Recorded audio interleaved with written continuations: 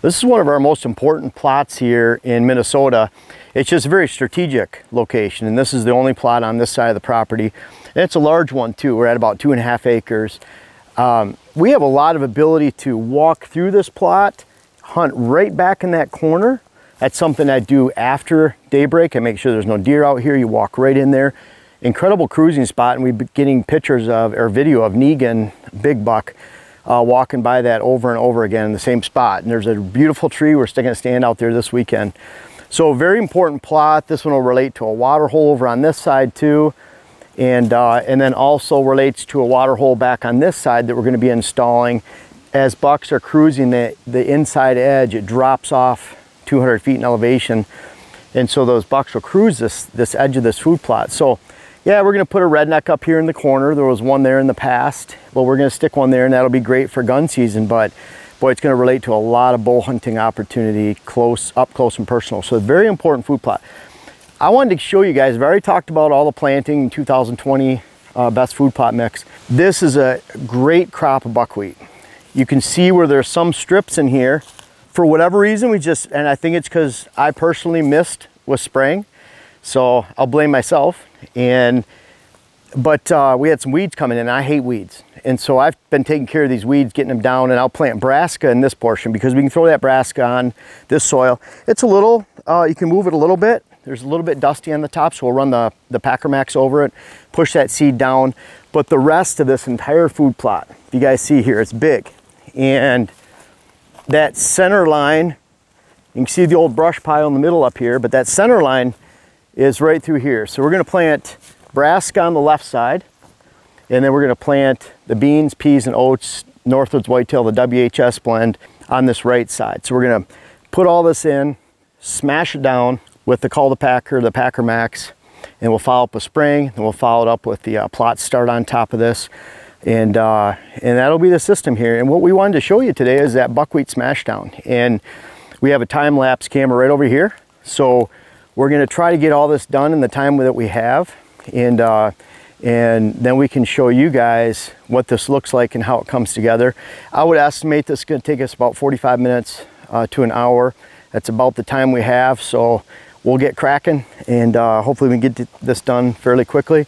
Dylan and I are both going to be seeding, and Diane's going to be running it all over with the PackerMaxx at the same time. And then we get to that point, we'll be down to where we have to spray, and then we'll go from there. So follow along. I think you'll enjoy this time lapse. It's going to be pretty cool seeing all this lay down and get planted.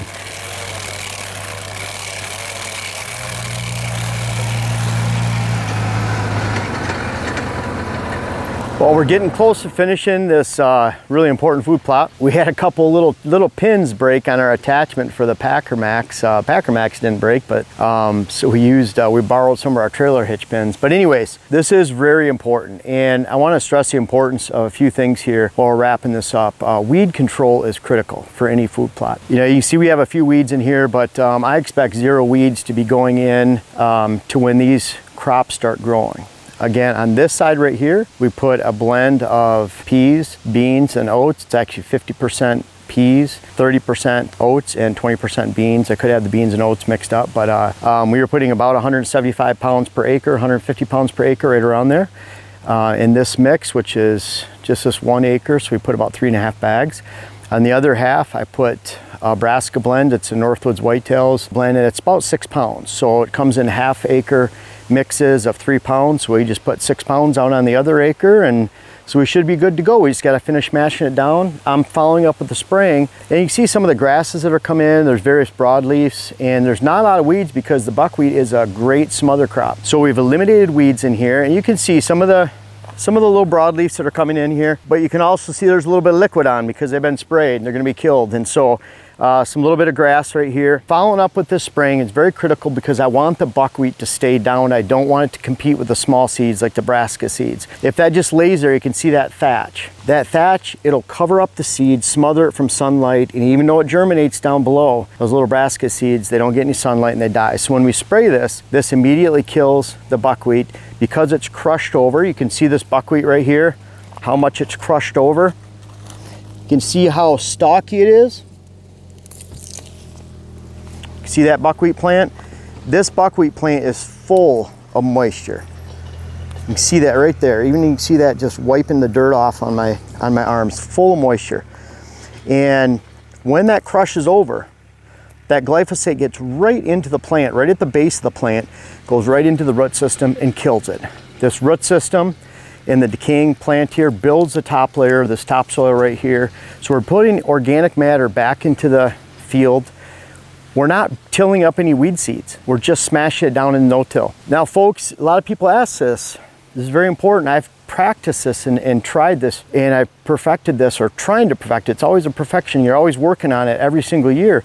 But I've been doing this for 20 years. This will not work with rye. It won't work with wheat. It won't work with hay. It won't work with tillage radish, with sorghum, Sudan grass, Egyptian wheat. We've tried it all. This is the only plant that'll crush over like this easy, this buckwheat right here.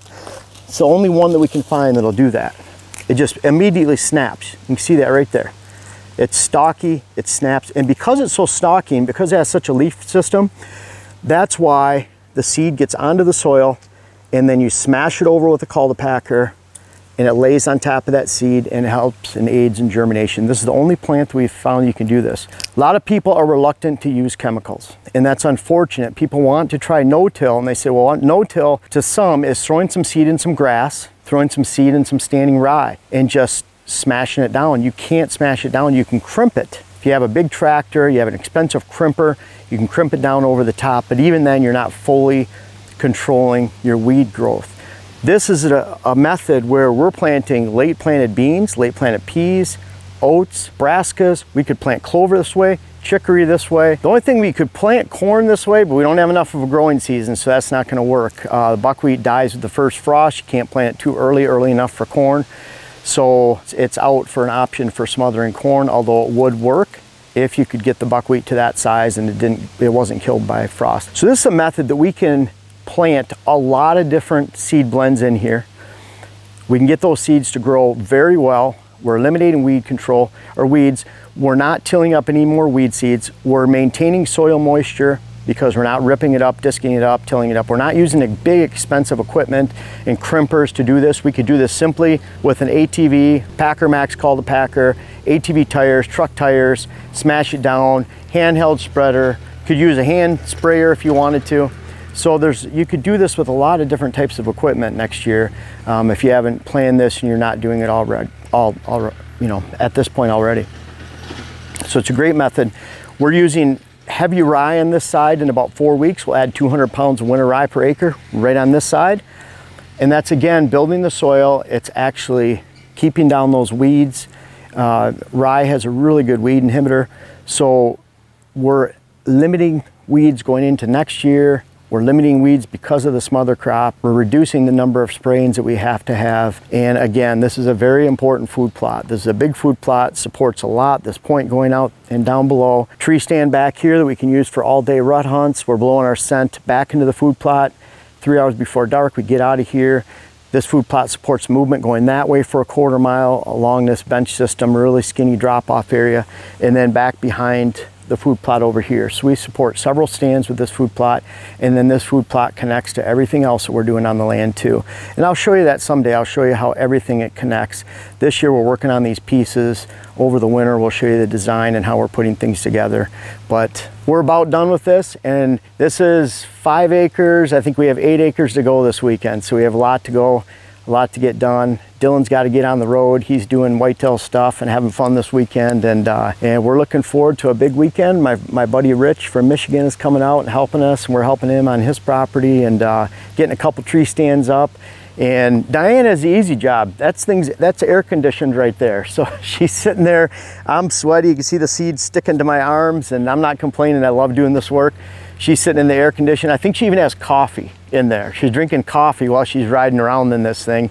And so she's enjoying that, and she's helping out. I hope you guys are having a great time. I hope this is making sense. I'm going to hammer these videos home in this type of method because it's a method that it's not only an easy way to plant, it's highly effective. You're going to get the volume that you would any other type of planting. You have the ability to plant a lot of different types of seeds. You're improving the soil. You're limiting weeds. You're keeping soil moisture, And if you're in hill country like we are around here, you're helping to avoid summertime erosion with those big thunderstorms. Good luck with your food plots this year. I hope this makes sense to you. We have fun doing this. It's very effective. I hope you can try it next year if you haven't tried it already. Well, if you made it to the end of this video, you're obviously interested in whitetail habitat solutions, what I have to teach, and you will love my new web class series. The first one is how to design your whitetail property. It's out now. The link is in the description. I invite you to check it out. It's on my website. Can't wait to hear about it.